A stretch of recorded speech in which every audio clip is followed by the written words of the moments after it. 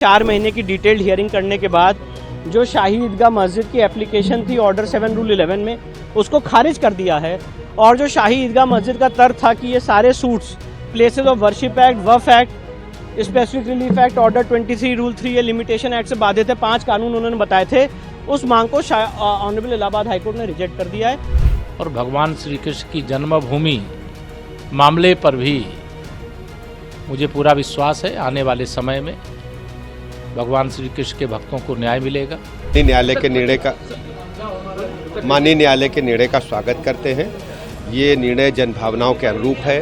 मथुरा के श्री कृष्ण जन्मभूमि और शाही ईदगाह मस्जिद केस में इलाहाबाद हाईकोर्ट ने अहम फैसला सुनाया है।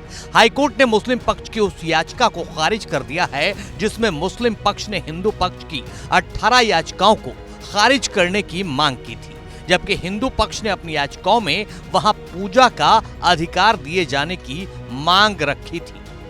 हिंदू पक्ष की याचिका के बाद मुस्लिम पक्ष ने places of Worship act, Waqf act, limitation act और स्पेसिफिक पोजीशन रिलीफ एक्ट का हवाला देते हुए हिंदू पक्ष की याचिकाओं को खारिज करने की मांग की थी, लेकिन इलाहाबाद हाईकोर्ट ने मुस्लिम पक्ष की याचिका को खारिज कर दिया है। यानी अब हिंदू पक्ष की 18 याचिकाओं पर इलाहाबाद हाईकोर्ट में एक साथ सुनवाई होगी। कि आज ऑनरेबल इलाहाबाद हाईकोर्ट ने 4 महीने की डिटेल्ड हियरिंग करने के बाद जो शाही ईदगाह मस्जिद की एप्लीकेशन थी ऑर्डर 7 रूल 11 में, उसको खारिज कर दिया है। और जो शाही ईदगाह मस्जिद का तर्क था कि ये सारे suits Places of Worship Act, Waqf Act, Specific Relief Act, order 23 rule 3 ये लिमिटेशन एक्ट से बाधित है। 5 कानून उन्होंने बताए थे। उस मांग को ऑनरेबल इलाहाबाद हाईकोर्ट ने रिजेक्ट कर दिया है और ये कहा है कि ये सारे plain cause of action disclose करते हैं और चलने लायक योग्य हैं। अगली तारीख 12 अगस्त लगाई गई है। इसका इम्पैक्ट क्या होगा जो मुकदमे चल रहे हैं? इसका इम्पैक्ट यही है कि अब ये केस चलेगा और जो एक कवायद थी कि इसको निपिंदा बड कर दिया जाए, यहीं पे खत्म कर दिया जाए और ये बात उठाई नहीं जा सकती प्लेसेस ऑफ वर्शिप एक्ट की वजह से, उसको आज कोर्ट ने रिजेक्ट कर दिया। पोषणीयता के बिंदु पे कोर्ट ने स्वीकार किया है वाद और कहा है कि वाद पोषणीय है। सारे के सारे 18 वाद पोषणीय है और अब ये सीपी के हिसाब से इसके ट्रायल होगा और सीपी से और 12 अगस्त अगली तारीख लगी है। ऐसे में जानना जरूरी है कि आखिर कोर्ट में हिंदू पक्षकारों ने वो कौन सी दलीलें पेश की जिसके आधार पर कोर्ट ने मुस्लिम पक्ष की याचिका खारिज कर दी। हिंदू पक्षकारों की दलील थी कि 2.5 एकड़ जमीन श्री कृष्ण विराजमान का गर्भगृह है। मंदिर तोड़कर मस्जिद का अवैध निर्माण हुआ है। जमीन का स्वामित्व कटरा केशव देव का है। मस्जिद कमेटी के पास जमीन का कोई पुराना रिकॉर्ड नहीं है। एसआई ने नजूल भूमि माना है, इसलिए वक्फ संपत्ति नहीं है। उपासना स्थल अधिनियम भी इस जमीन पर लागू नहीं होता।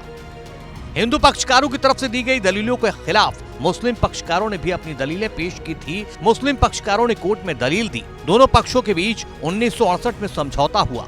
60 साल बाद यह गलत कैसे हो सकता है, लिहाजा मुकदमा चलने योग्य है ही नहीं।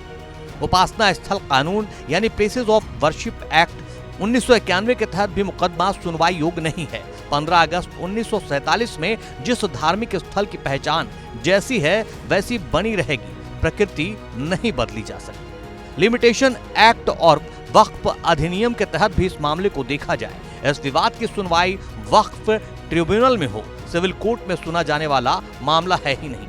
हालांकि मुस्लिम पक्षकारों की इन तमाम दलीलों को इलाहाबाद हाईकोर्ट ने खारिज कर दिया। आपको बता दें कि श्री कृष्ण जन्मभूमि और शाही ईदगाह मस्जिद को लेकर विवाद वर्षों पुराना है। हिंदू पक्ष लगातार इस बात पर जोर देता रहा है कि ये जगह कृष्ण की जन्मभूमि है। ऐसे में इलाहाबाद हाईकोर्ट के फैसले को लेकर यूपी के दोनों डिप्टी सीएम भी खुश हैं।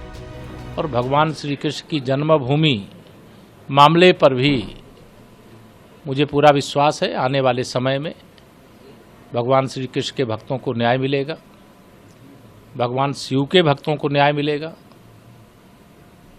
और पूरे देश में जैसे इस समय तो चारों तरफ हर हर बम बम का नारा लग ही रहा है, हर हर महादेव हो ही रहा है सावन के महीने में, लेकिन जय श्री राम और जय श्री कृष्ण की भी गूंज होने लगी। माननीय न्यायालय के निर्णय का स्वागत करते हैं। ये निर्णय जनभावनाओं के अनुरूप है।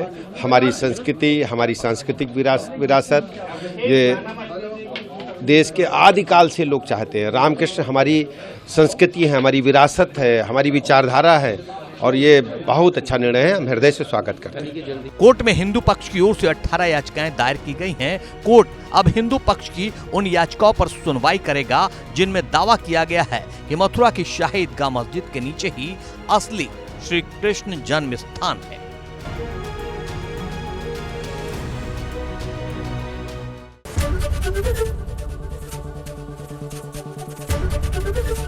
एबीपी गंगा, खबर आपकी, जुबान आपकी।